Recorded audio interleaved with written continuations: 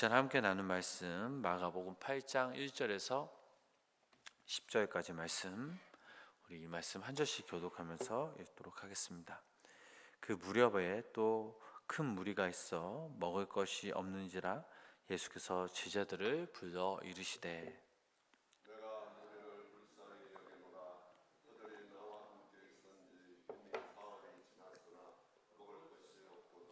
만일 내가 그들을 굶겨 집으로 보내면 길에서 기진하리라. 그 중에는 멀리서 온 사람들도 있느니라.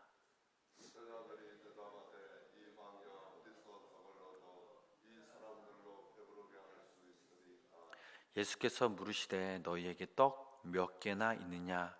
이르되 7이로소이다 하거늘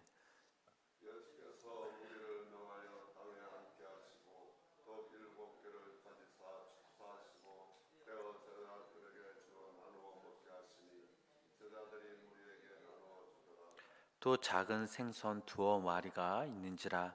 이에 축복하시고 명하사 이것도 나누어 주게 하시니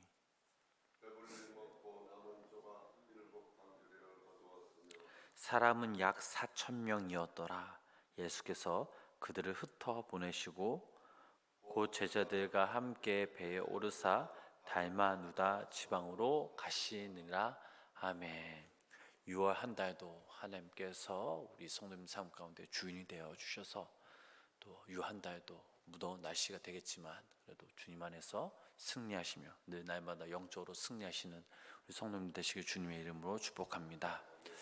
오늘 본문 말씀, 이 말씀도 이적 사건을 소개하고 있습니다. 이적 사건 역시 갈릴리 동편 지역에서 있었는데 귀먹고 어눌린 자를 치유하신 직후 있었던 사건으로 여겨집니다. 그런데 일부 사람들 중에는 이 본문의 이적 사건과 마가복음 6장 30절부터 44절 말씀에 나오는 오병이어의 이적 사건을 동일한 사건으로 생각하는 사람들도 있습니다. 그러나 엄밀히 말하면 이 두 사건은 전혀 다른 사건이죠. 첫째는 이적의 대상이 유대인과 이방인으로 각기 다르다라는 것이죠. 두 번째로 이적의 계기와 제자들의 문제 제기, 또 예수님의 문제 제기로 다르다라는 것입니다. 세 번째, 네 번째를 굳이 말씀을 드리면 떡의 개수와 남은 조각의 양이 다르다라는 것이죠. 그리고 마지막으로 떡을 먹는 무리의 수가 다르다라는 것입니다. 자, 본문에서 말하는 이 사건은 보리떡 7개와 물고기 2마리로 4,000명을 먹이신 사건을 기록한 것이죠. 이 이적 사건은 이방 땅 데가볼리 지방에서 이루어졌습니다. 따라서 이 이적은 벳세다 지방에서 일어났던 오병이어의 이적 사건과 유사하지만 분명하게 구별되는 이적이죠. 우리가 두 이적 사건을 보면서 아주 중요한 진리 하나를 깨닫게 됩니다. 자, 그것은 바로 인간으로 생명을 얻게 하고 풍성한 삶을 누리게 할 수 있는 유일한 분은 바로 예수님 뿐이다라는 사실이죠.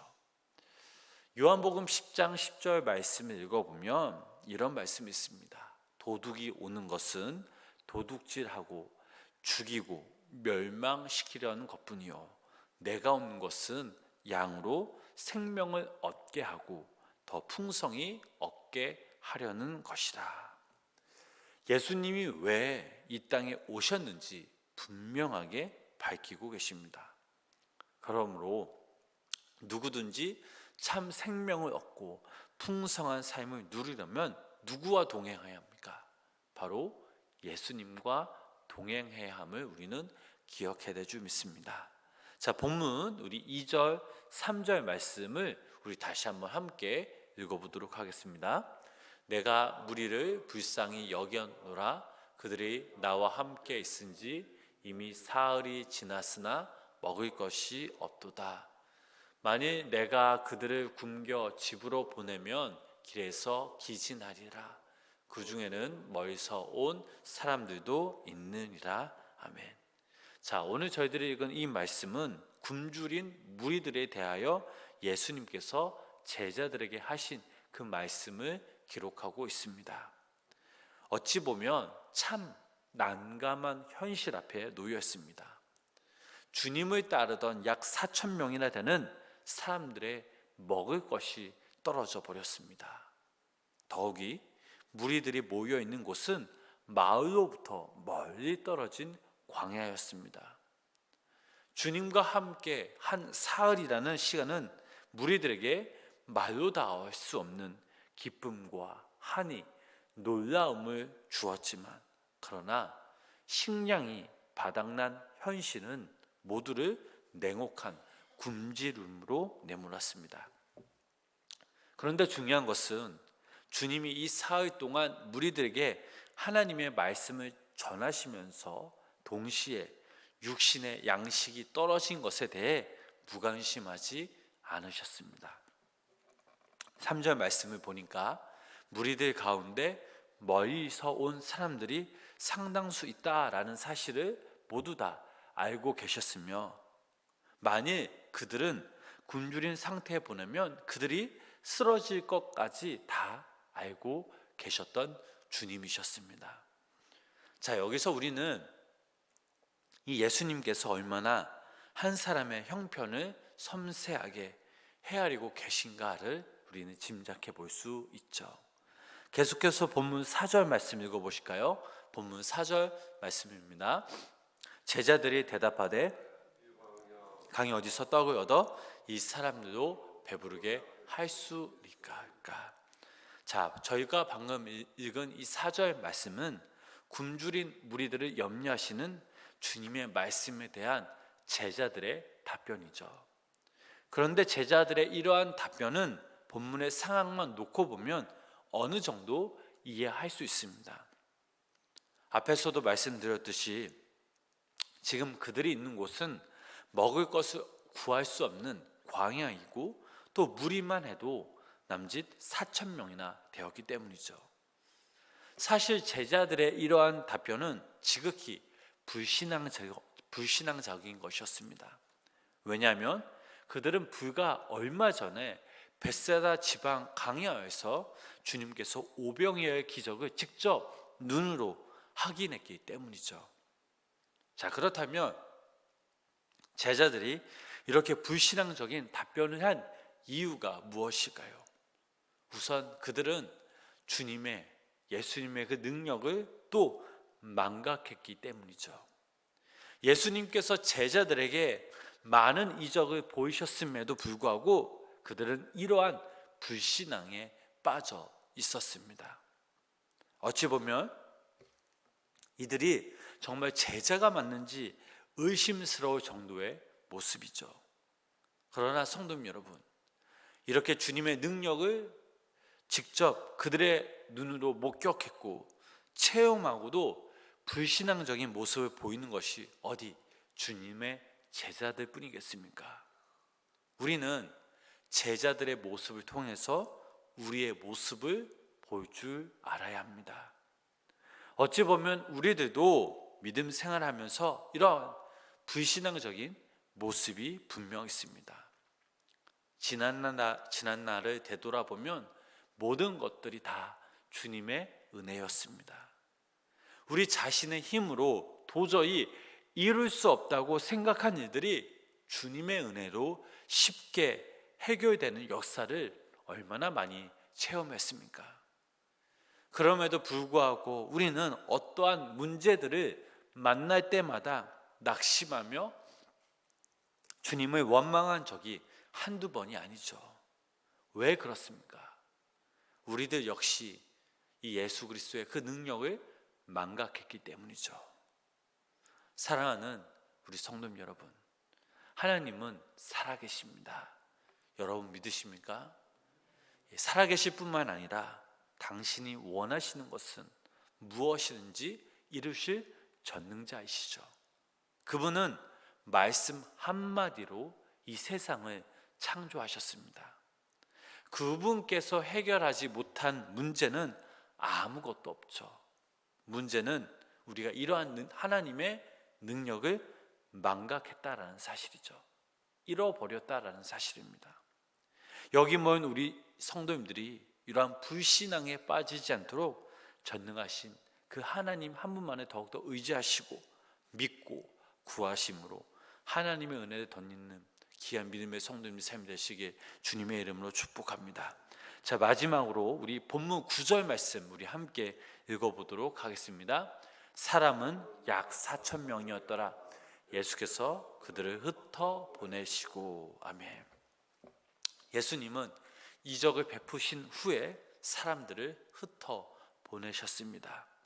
자, 이렇게 행하신 것은 그들이 말씀을 들을 뿐만 아니라 이제 세상으로 돌아가 평소에 생활을 하며 말씀을 실천할 것을 원하셨기 때문이죠. 자, 이들은 사흘 동안 주님과 함께 하면서 세상에서 들을 수 없는 참된 진리를 들었습니다. 말씀의 진리뿐만 아니라 여기에 더하여 예수님의 이적까지 직접 체험하는 영광까지 얻었습니다. 아마 이들이 예수님과 함께 했던 이 사흘 동안의 시간은 평생 살면서 겪지 못할, 배우지 못할 지혜를 배웠고 그 누구도 보지 못했던 하나님의 은혜와 능력을 체험했습니다. 자, 어디 이들만 하나님과 동행했을까요? 아니죠. 여기 모인 우리 성도님들, 또 영상을 통해 예배 드신 우리 성도님도 마찬가지로 늘 주님과 동행합니다. 주님과 함께하는 이 사람은 세상 그 무엇을 주고도 바꿀 수 없는 하나님의 크신 은혜와 귀한 축복을 덧입습니다. 하나님은 언제나 당신을 찾는 그 사람들을 절대 빈손으로 돌려보내시지 않죠. 많은 사람들은 세상 한가운데서 자신의 부귀영화와 이익만을 추구하죠. 그러나 우리 이 땅의 그리스도인들은, 오늘 여기 모인 우리 성도님들과 영상을 통해 예배를 드시는 우리 성도님들은 주님만을 바라보시며 주님만이 내 삶의 이유이시며 그 주님만이 내 삶의 주인이심을 고백해야 될 줄 믿습니다. 하나님과 함께하는 시간을 날마다 늘심으로 세상에 줄 수 없는 은혜와 평강을 받고 영육간의 그 풍성한 삶을 살아가는 것, 바로 그 삶이 바로 이 땅의 그리스도인의 삶, 바로 우리의 삶의 모습인 줄 믿습니다. 사랑하는 우리 성도님 여러분, 오늘 본문 말씀에서는 사흘 동안 예수님과 함께 수많은 무리들에게 하나님의 진리뿐만 아니라 육신의 떡까지 먹여 돌려보내심으로써 세상 그 누구도 누릴 수 없는 은혜와 축복을 덧입었습니다. 하나님은 이처럼 당신을 찾는 사람들에게 사랑을 베풀어 주십니다.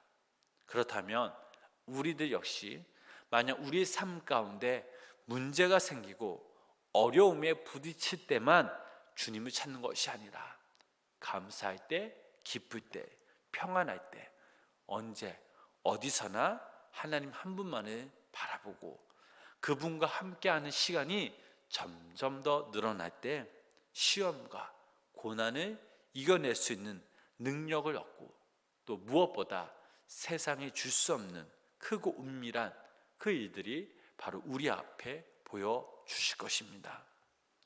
6월 한 달도 이 믿음으로 살아가시기를 소망합니다.